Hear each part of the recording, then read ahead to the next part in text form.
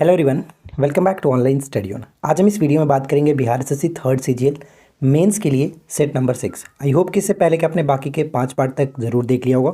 नहीं देखें ज़रूर चेकआउट करिए, क्योंकि ये सभी क्वेश्चन आपके एग्जाम्स के लिए मोस्ट इंपॉर्टेंट है। और आप लोगों से एक छोटा सा राय चाहिए कि क्या आप लोग चाहते हैं कि अभी तक जो 5 सेट कराए गए उनका एक मास्टर वीडियो आपको प्रोवाइड कराया जाए, यानी कि 50 क्वेश्चन गुने 5 बराबर 250 क्वेश्चन का एक मास्टर वीडियो आपके सामने रख दिया जाए रिविजन्स के पर्पज़ से। तो आप लोग नीचे कमेंट करके बता दीजिएगा।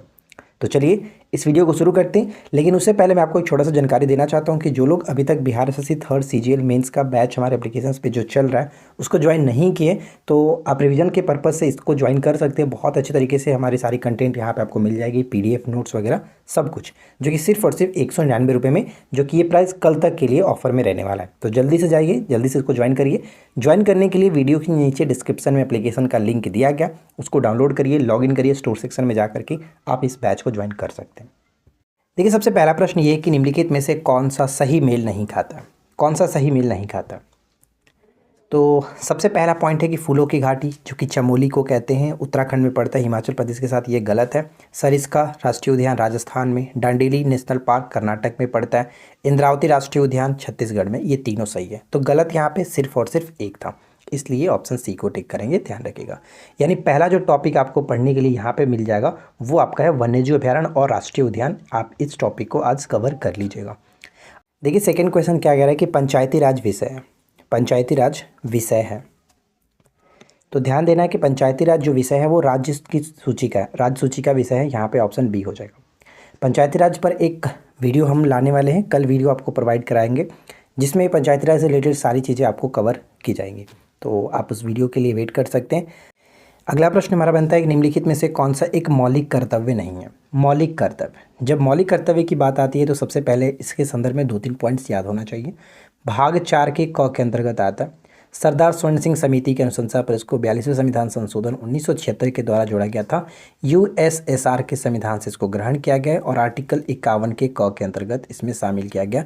वर्तमान में टोटल 11 मौलिक कर्तव्यों की संख्या है। तो ये सब चीज़ें आपको याद रखना है। अब मौलिक कर्तव्य के अंतर्गत इसमें कौन नहीं आएगा? तो ऑप्शन डी होगा। सैन्य और शिक्षा के अतिरिक्त सभी उपाधियों का उन्मूलन जो है ये गलत है, इसके अंतर्गत नहीं आता है। अगला प्रश्न, लोक लेखा समिति अपनी रिपोर्ट प्रस्तुत करती है किसको? लोक लेखा समिति अपनी रिपोर्ट प्रस्तुत करती है किसको? तो यहाँ पे हमारा करेक्ट आंसर बन जाएगा ऑप्शन बी, लोकसभा के अध्यक्ष को प्रस्तुत करती है, ऑप्शन बी होगा। अगला है कि भारत का सबसे बड़ा मिट्टी का बांध कौन सा है? भारत का सबसे बड़ा मिट्टी का बांध कौन सा है? अच्छा, कल की वीडियो में एक कमेंट आ रहा था कि बलबन के बारे में शायद मैंने कुछ मिस्टेक बोल दिया था, कोई और वंश के बारे में। सभी को पता है यार कि बलबन गुलाम वंश के शासक थे, एक बादशाह थे। तो पता नहीं मेरा कुछ और भी मैंने वंश के बारे में वहाँ पे जिक्र किया था। हो सकता है कि शायद मैंने वहाँ पे थोड़ा सा मिस्टेक कर दिया, तो आप उसको सुधार कर लीजिएगा। हो सकता है कि हमसे मिस्टेक हुआ था, तो माफ़ी चाहूँगा उसके लिए, लेकिन सभी को पता है कि बलबन गुलाम वंश के शासक थे। अगला है कि भारत का सबसे बड़ा मिट्टी का बांध कौन सा है? भारत का सबसे बड़ा मिट्टी का जो बांध है, यहाँ पे हम कहेंगे ऑप्शन डी, वाणासुर सागर बांध। अब ये पड़ता कहाँ पर है? क्योंकि ये भी इंपॉर्टेंट हो जाएगा कि हो सकता है घुमा करके पूछा जाए कि वाणासुर सागर बांध पड़ता कहाँ पे है। तो ये केरल के वयनाड में स्थित है, केरल के वयनाड में पड़ता है। अगला प्रश्न, भारत में पुर्तगाल के पहले गवर्नर जनरल कौन थे? भारत में पुर्तगाल के पहले गवर्नर जनरल कौन थे? देखिए, कन्फ्यूज़न होता है कि अल्मीड़ा और अल्बुकर्क। तो अल्मीड़ा को अल्मीरा से याद रखिए, और कर्क को, यानी कि जो कॉर्क हम खेलते हैं बैडमिंटन का जो कॉर्क होता है, उसको याद रख लीजिए। अगर हम किसी रूम में जाते हैं सबसे पहले क्या दिखेगा? सबसे पहले आपको अल्मीड़ा दिखेगा, उसके बाद छोटा सा कर्क दिखेगा। तो सबसे पहले अल्मीड़ा आया था, कर्क बाद में आया था। तो ये कन्फ्यूज़ नहीं होना चाहिए कि अब अल्मीड़ा पहले आया था या फिर अल्बुकर्क, राइट। तो यहाँ पर हमारा सही आंसर क्या होगा? Option A. अगला प्रश्न कि विजयनगर साम्राज्य के संबंध में शिष्ट क्या था? शिष्ट का अर्थ क्या था? विजयनगर साम्राज्य में शिष्ट का अर्थ क्या हुआ करता था? तो शिष्ट का अर्थ है भूमिकर से, शिष्ट का अर्थ भूमिकर से, ऑप्शन ए। तैमूरलंग के आक्रमण जो कि 1398 में हुआ था के बाद गंगा की घाटी में स्थापित होने वाला राज्य कौन सा है? तैमूरलंग का आक्रमण, ध्यान रखिएगा, 1398 ईस्वी में हुआ था। और गंगा घाटी में स्थापित होने वाला राज्य जौनपुर, जौनपुर, ऑप्शन ए होगा, जौनपुर।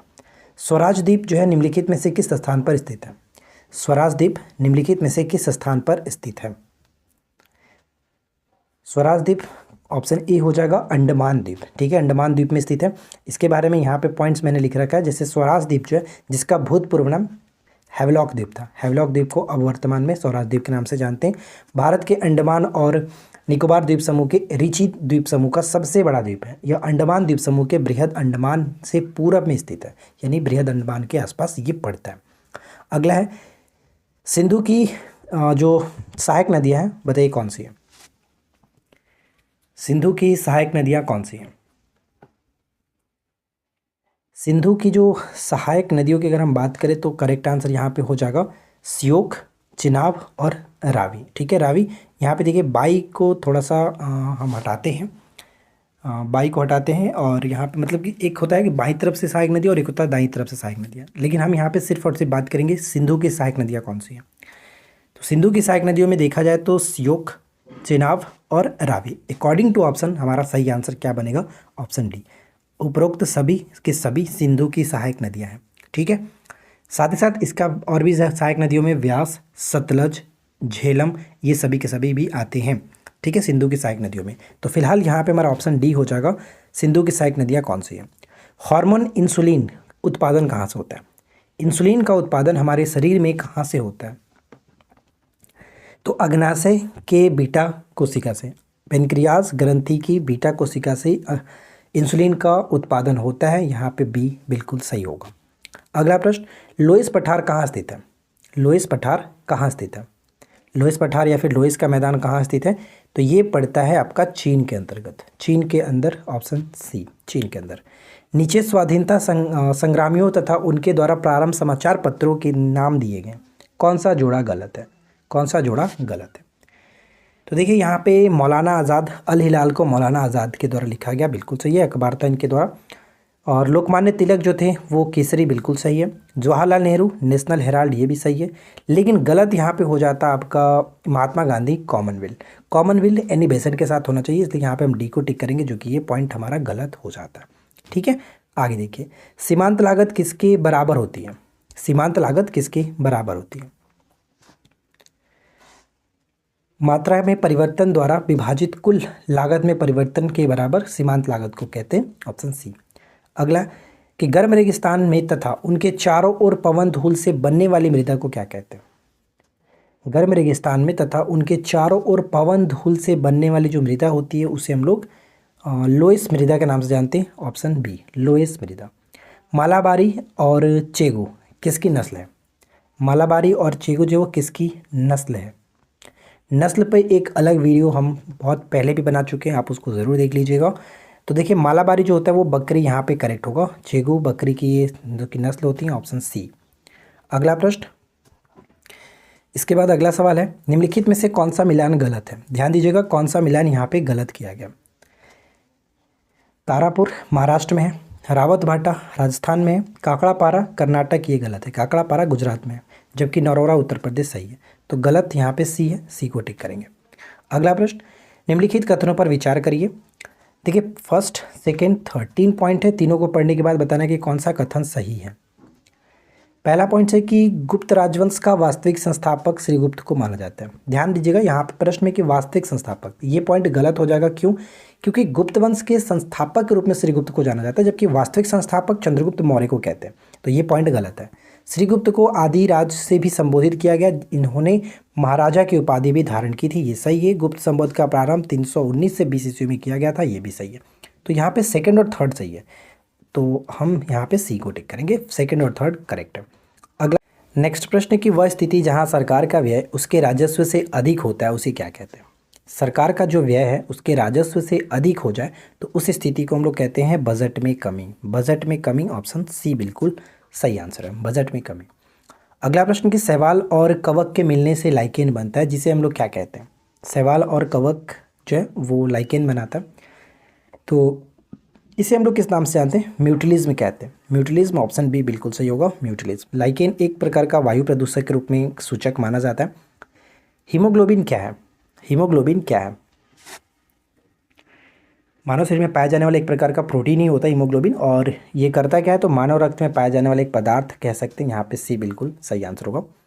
अगला प्रश्न, कि भारत में जब क्रिप्स मिशन आया था तो उसमें भारत के वायसराय कौन थे। तो क्रिप्स मिशन का भारत आगमन कब हुआ? 1942 में, ठीक है, मार्च 1942 में। तो क्रिप्स मिशन के भारत आगमन के समय अगर हम देखा जाए लॉर्ड कौन थे, तो वो है लॉर्ड लिंडे थे वो, क्योंकि इनका जो समय था वो 1936 से लेकर के 1943 तक था। तो यहाँ पे क्लियरली हम कह सकते हैं कि इन्हीं का समय रहा होगा, तो लॉर्ड लिंडे थे वो करेक्ट है।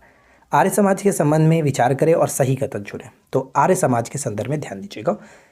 आर्य समाज एक हिंदू सुधार आंदोलन है जिसकी स्थापना मथुरा के स्वामी विरजानंद की प्रेरणा से की गई थी। ये बिल्कुल सही है। दयानंद सरस्वती ने 1875 में बम्बई में इसकी स्थापना की थी। आर्य समाज की स्थापना 1875 बम्बई में हुआ था। आर्य समाज धार्मिक अनुष्ठान और मूर्ति पूजा के विरोध थे। ये बिल्कुल सही है, यानी तीनों के तीनों पॉइंट्स यहाँ पे करेक्ट होगा, इस वजह से राइट आंसर डी को टिक करेंगे। 123 समझौते यानी 1 2 3 जो समझौता का प्रवर्तक है वो कौन सा देश माना जाता है? 1 2 3 जो समझौता है इसके प्रवर्तक के रूप में किसको मानते हैं? तो ऑप्शन बी अमेरिका को माना जाता है। अमेरिका, यहाँ पे देखिए संयुक्त राज्य अमेरिका के परमाणु ऊर्जा अधिनियम की धारा 123 में संयुक्त राज्य अमेरिका से किसी भी प्रकार के परमाणु सामग्री को स्थानांतरित करने के लिए एक शांतिपूर्ण परमाणु सहयोग समझौते के निष्कर्ष की आवश्यकता है। इसे आमतौर पर 1 2 3 समझौते के नाम से जाना जाता है, ठीक है। तो ये यूएसए से संबंधित है, ध्यान रखेंगे। निम्नलिखित में से ब्रिटिश सरकार का वह गवर्नर जनरल कौन था जिसने भारत में डाक टिकट जारी किया था? भारत में डाक टिकट जो जारी किया गया वो ब्रिटिश कौन थे? ब्रिटिश गवर्नर जनरल कौन थे? वो थे लॉर्ड डलहौजी। लॉर्ड डलहौजी यहाँ पे करेक्ट होगा ऑप्शन ए। लॉर्ड डलहौजी के कार्यकाल में आप सभी को पता है बहुत सारी घटनाएं हुई थी। प्रथम रेल जो कि इन्होंने ही चलाया था, सबसे महत्वपूर्ण घटना, और डॉक्ट्रिन्स ऑफ लैप्स जिसको हम लोग हड़प नीति के नाम से जानते हैं, इन्होंने स्टार्ट किया, जिसका सबसे पहला सितार जो कि सतारा हुआ था, शिकार सबसे पहला सतारा हुआ था। नीति आयोग 2015 की योजना आयोग के उत्तराधिकारी के रूप में स्थापना की गई थी, यानी योजना आयोग के स्थान पर नीति आयोग को लाया गया था। इस संबंध में निम्नलिखित कथनों पर विचार करें। तो 2 पॉइंट दिया गया, बताना है कि कौन सा कथन सही है। पहला पॉइंट कि नीति आयोग एक संवैधानिक निकाय। संवैधानिक निकाय ये बिल्कुल नहीं है, क्योंकि इसका संविधान में कोई जिक्र है ही नहीं, कि कोई भी आर्टिकल के बारे में इसके जिक्र नहीं है। तो ये एक प्रकार का गैर संवैधानिक निकाय। नीति आयोग को सहकारी संघवाद के सिद्धांत पर स्थापित किया गया, ये सही है। सहकारी संघवाद के सिद्धांत पर स्थापित किया गया, ये सही है। तो केवल यहाँ पे हम 2 को टिक करके आगे बढ़ सकते हैं। अगला देखिए, सल्तनत काल में भू राजस्व का सर्वोत्तम जो ग्रामीण अधिकारी होता था उसे किस नाम से जानते थे? सल्तनत काल में भू राजस्व का जो सर्वोत्तम ग्रामीण अधिकारी होते थे उसे हम लोग किस नाम से जानते हैं? उसे चौधरी कहते थे, चौधरी, ठीक है। अच्छा, चौधरी जो है चौधरी चरण सिंह, इनका समाधि स्थल का नाम क्या है? आप लोग नीचे बताएंगे। चौधरी चरण सिंह के समाधि स्थल का नाम क्या है? कमेंट करके बताइए। अगला बताइए कि किसने फ्रांसीसी विशेषज्ञों की मदद से डिंडीगुल में एक अत्याधुनिक शस्त्रागार स्थापित किया था? डिंडीगुल कहाँ पर पड़ता है? तो ये पड़ता है आपका, हम कहेंगे तमिलनाडु के अंतर्गत। डिंडीगुल तमिलनाडु, और स्थापित किया गया था हैदर अली के द्वारा। अत्याधुनिक दूतावास। प्रसिद्ध वार्षिक गंगा सागर मेला भारत के किस राज्य में आयोजित किया जाता है? गंगा सागर मेला का आयोजन प्रत्येक वर्ष जो कि इसका आयोजन किया जाता है पश्चिम बंगाल के अंतर्गत। और दक्षिण कालेश्वर मंदिर जो है भी वो पश्चिम बंगाल में, और ढोल महोत्सव जो कि ये भी मनाया जाता है यहीं पर पश्चिम बंगाल में। निम्नलिखित में से कौन सा संविधान संशोधन यह कहता है कि ग्राम पंचायत में 1/3 जो सीटें होंगी महिलाओं के लिए आरक्षित होनी चाहिए? ग्राम सभा में 1/3 सदस्य जो सीटें होंगी महिलाओं के लिए आरक्षित होनी चाहिए, यानी 33% सीटें। अब जो कि ये बढ़कर के 50% हो गया है। और बिहार पंचायती राज अधिनियम 2006 है, उसके तहत ये आपका 50% हो गया, ठीक है। तो यहाँ पे पहले जो होता था वो 73वें संविधान संशोधन पंचायती राज का जो अधिनियम है 1992, इसके अंतर्गत। देखिए नेक्स्ट प्रश्न है कि दिल्ली सल्तनत में कौन कुरान ख्वाह के नाम से प्रसिद्ध था? कुरान ख्वाह के नाम से किसको जाना जाता था? कुरान ख्वाह कह सकते हैं, लाख बख्श के नाम से जानते हैं किसे? कुतुबुद्दीन ऐबक को, ठीक है, कुतुबुद्दीन ऐबक को, ऑप्शन बी, जो कि कुतुब मीनार की नींव को इन्होंने रखा था, 2.5 दिन का झोपड़ा बनवाया था।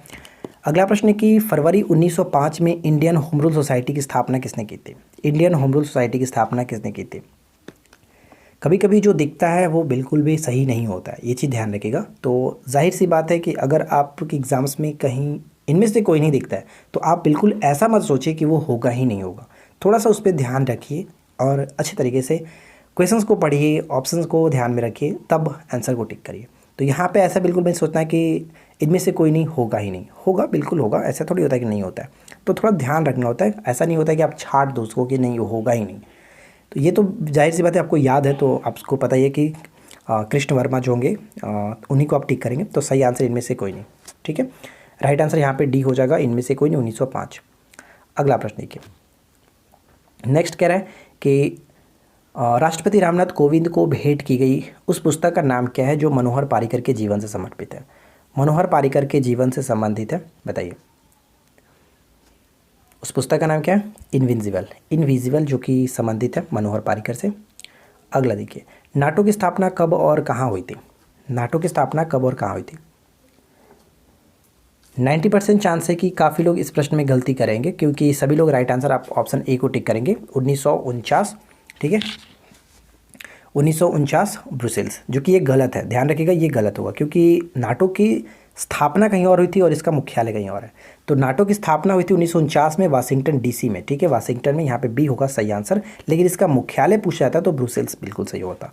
तो हम यहाँ पे फिलहाल बी को टिक करेंगे, बी हमारा सही आंसर बनेगा। स्थापना वाशिंगटन में, मुख्यालय ब्रुसेल्स में। अगला देखिए, भारतीय रेयर अर्थ लिमिटेड का मुख्यालय कहाँ स्थित है? भारतीय रेयर अर्थ लिमिटेड का मुख्यालय कहाँ स्थित है? ये पड़ता है आपका मुंबई के अंतर्गत, ठीक है। भारतीय रेयर अर्थ लिमिटेड का मुख्यालय मुंबई में। छऊ किस राज्य के नृत्य है? छऊ किस राज्य का नृत्य है? तो छऊ का संबंध झारखंड से होगा, छऊ झारखंड के साथ, ऑप्शन सी झारखंड। रामखेलिया किस राज्य का एक लोक नृत्य है? रामखेलिया किस राज्य का एक लोक नृत्य है, बताइए। तो इसका सही आंसर हो जाएगा हमारा बिहार, ठीक है, अपना बिहार, ऑप्शन सी को टिक करेंगे, बिहार। थाईपुसम त्यौहार के बारे में निम्नलिखित में से कथनों पर विचार करना है और देखना है इसमें क्या सही होगा। थाईपुसम त्यौहार, तो ध्यान दीजिएगा, थाईपुसम जो पहला पॉइंट है कि थाईपुसम भगवान शिव के तमिल भक्तों द्वारा मनाया जाने वाला एक त्यौहार है। तो ये पॉइंट गलत हो जाए, क्योंकि भगवान शिव और देवी पार्वती के जो पुत्र कार्तिकेय हैं उनके भक्तों के द्वारा ये मनाया जाता है थाईपुसम। थाईपुसम जो कि थाई के तमिल महीने में पूर्णिमा तिथि यानी पूर्णिमा के दिन मनाया जाता है, जो उत्तर भारत में सौर कैलेंडर के अनुसार मकर महीने के साथ पड़ता है। तमिलनाडु में मनाया जाने वाला एक प्रकार का ये त्यौहार है, ये तो सही है। यह त्यौहार भारत और मलेशिया, इंडोनेशिया, श्रीलंका और दुनिया के कई हिस्सों में जैसे देशों में मनाया जाता है, तो ये भी सही है। तो यहाँ पे हम कहेंगे 2 और 3 सही है, ऑप्शन हम डी को टिक कर सकते हैं, 2 और 3 बिल्कुल सही हो जाता है। चलिए इसके बाद हम आगे बढ़ते हैं, लेकिन यहाँ पे देखिए क्लियरली लिखा है कि थाईपुसम भगवान शिव और देवी पार्वती के पुत्र भगवान कार्तिकेय यानी भगवान मुरुगन के तमिल भक्तों के द्वारा मनाया जाने वाला एक त्यौहार है। थाईपुसम हाल ही में तमिलनाडु में मनाया जाता है, मतलब हर वर्ष तमिलनाडु में ये देखने को मिलता है। राष्ट्रीय सांख्यिकी दिवस कब मनाया जाता है? राष्ट्रीय सांख्यिकी दिवस जो कि पीसी महालनोबिस की जयंती के रूप में हम लोग मनाते हैं, प्रत्येक वर्ष 29 जून को राष्ट्रीय सांख्यिकी दिवस के रूप में मनाते हैं, ऑप्शन डी। क्वेश्चन कह रहा है कि दिल्ली सल्तनत का वह प्रथम सुल्तान कौन था जिसने स्थायी सेना रखी थी? तो ध्यान देना, दिल्ली सल्तनत का वो प्रथम सुल्तान हम कह सकते हैं अलाउद्दीन खिलजी, जिसने स्थायी सेना रखा, साथ ही साथ घोड़े दागने की प्रथा, सैनिकों का हुलिया लिखने की प्रथा, बाजार मूल्य नियंत्रण प्रणाली को इसने स्थापित किया था। तो काफ़ी जो कि अपने समय में इन्होंने अच्छा कार्य किया। और उपज का जो कर था, कर उपज का 50% तक बढ़ा दिया था, ये थोड़ा सा गलत चीज़ है। अगला देखिए, किस मुगल शासक को 2 बार राज्याभिषेक हुआ, यानी किस मुगल बादशाह का 2 बार राज्याभिषेक हुआ था? तो अगर आपने इस प्रश्न का राइट आंसर गेस किया है तो बिल्कुल सही जवाब आपने दिया होगा, ऑप्शन डी, औरंगजेब का 2 बार राज्याभिषेक हुआ था। अब यहाँ पे देखेंगे औरंगजेब का राज्याभिषेक 2 बार हुआ। पहला राज्याभिषेक 31 जुलाई 1658 और दूसरा राज्याभिषेक 15 जून 1659 को हुआ था, ठीक है। अगला देखते हैं, नेक्स्ट क्वेश्चन कह रहा है कि माइकोराइजा जो सहजीवी है संबंध होता है, माइकोराइजा सहजीवी का संबंध होता है किससे? माइकोराइजा सहजीवी का संबंध होता है कवकों तथा उच्च पौधों की जड़ों के बीच, कवकों तथा उच्च पौधों के जड़ों के बीच। यहाँ पे सही आंसर हो जाएगा ऑप्शन ए। नेक्स्ट वन है कि किसके शासनकाल में प्रथम आंग्ल मराठा युद्ध हुआ था? किसके शासनकाल में प्रथम आंग्ल मराठा युद्ध हुआ? तो देखिए, आप जो 50 क्वेश्चन यहाँ पे देखते हैं, मैं आपको हमेशा बताता हूँ कि 50 क्वेश्चन में से आप अपने अकॉर्डिंग टॉपिक छांट लो कि मुझे आज किन किन टॉपिक पे काम करना है, किन किन टॉपिक को कवर करना है। जैसे अब यहाँ पे देख रहे हैं मराठा आ रहा है, तो मराठा को पढ़ना है। साथ ही साथ आंग्ल जो युद्ध आप देख रहे हैं, आंग्ल मराठा युद्ध, आंग्ल मैसूर युद्ध, कर्नाटक युद्ध, सिख युद्ध, इन सभी को भी देख लीजिएगा, मैंने अभी हाल ही में वीडियो बनाया हुआ था। तो ये सब इंपॉर्टेंट है। तो आपको करना यही है कि जो जो टॉपिक आपको मिल रहे हैं इस वीडियो के अंतर्गत, तो आप उन सभी टॉपिक को अपने अकॉर्डिंग 5 से 7 टॉपिक निकालो और उस टॉपिक पे काम करना शुरू करो। तो प्रथम आंग्ल मराठा युद्ध हुआ था कब? 1775 से 82 में, ठीक है। 75 में सूरत के संधि के द्वारा स्टार्ट हुआ और सलबाई के संधि के द्वारा ये समाप्त हुआ था। उस वक्त जो शासक थे कह सकते हैं माधव राव नारायण। माधव राव नारायण। माधव राव नारायण को हम लोग एक और नाम से जानते हैं, जैसे माधव राव द्वितीय के नाम से भी इनको जाना जाता है। 28 मई 1774 को माधव राव नारायण के नाम से मराठा साम्राज्य के पेशवा इनको बनाया गया था। नवयुवक पेशवा माधव राव नारायण यानी नाना फडणवीस की कड़ी में निगरानी में रहने के कारण ज़िंदगी से उब गया और 1795 में उसने आत्महत्या भी कर ली थी। तो ये उतना इंपॉर्टेंट नहीं है, बस आपको ये याद रखना है किसके समय में हुआ, कब हुआ। बदामी में दुर्ग का निर्माण करवाने तथा बदामी को राजधानी बनाने का श्रेय किस चालुक्य शासक को है? तो बदामी को राजधानी बनाने से पहले कहाँ पर था? ऐहोल को बनाया गया था, कल की वीडियो में बात किया था, ये ध्यान रखिएगा। तो किसने बनाया था? पुलकेशिन जो कि प्रथम ने, पुलकेशिन प्रथम ने, ठीक है, पुलकेशिन प्रथम ने। अगला प्रश्न कि मौर्य परिषद में कौन राजस्व एकीकरण करने से संबंधित है? मंत्री परिषद में कौन, मौर्य मंत्री परिषद में कौन राजस्व एकत्रित करने से संबंधित है? तो समाहर्ता राजस्व एकत्रित करता था, समाहर्ता, ऑप्शन ए होगा, समाहर्ता।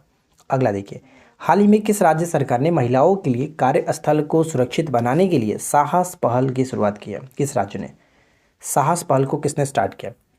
जो लोग पेड कोर्स में जुड़े हुए हैं 69th PPSC या फिर जिस कोर्स में आप जुड़े हुए हो उस कोर्स में मैंने कल मई का हैंडराइटिंग नोट्स करंट अफेयर्स इसमें इंक्लूड किया हुआ है, आप उसको देख लीजिएगा, ठीक है। तो यहाँ पे तेलंगाना बिल्कुल सही आंसर होगा, तेलंगाना। अगला है कि हाल ही में भारत ने किस देश के साथ स्टार्टअप एक्सचेंज प्रोग्राम शुरू किया? स्टार्टअप एक्सचेंज प्रोग्राम को स्टार्ट किया किस देश के साथ भारत ने? तो ऑप्शन डी, बांग्लादेश के साथ, बांग्लादेश के साथ। हाल ही में कर्तव्य पथ के पॉकेट मैप का अनावरण किसके द्वारा किया गया? हाल ही में कर्तव्य पथ के पॉकेट मैप का अनावरण किसके द्वारा किया गया? तो प्रधानमंत्री नरेंद्र मोदी जी के द्वारा, ऑप्शन ए, नरेंद्र मोदी। हाल ही में फ्रांस के सर्वोच्च नागरिक सम्मान से सम्मानित किए गए कौन? बताइए, हाल ही में फ्रांस के सर्वोच्च सम्मान से सम्मानित इनको किया गया, उनका नाम क्या है? तो टाटा सन्स के जो है एस चंद्रशेखरन, ऑप्शन सी हो जाएगा। तो देखिए 50 MCQ हमने यहाँ पे डिस्कस किया। आई होप कि वीडियो आपके लिए हेल्पफुल रही होगी, क्वेश्चन अच्छा लगा होगा। पसंद आया हो तो जाहिर सी बात है आप लाइक करेंगे, नहीं पसंद आया हो तो आप बता दीजिए क्या दिक्कत है, हम लोग आगे की वीडियो में सुधार करेंगे, ठीक है। बस मिलते हैं हम लोग इसी प्रकार के किसी और वीडियो में नेक्स्ट टॉपिक के साथ। Thanks for watching, keep learning, have a good day.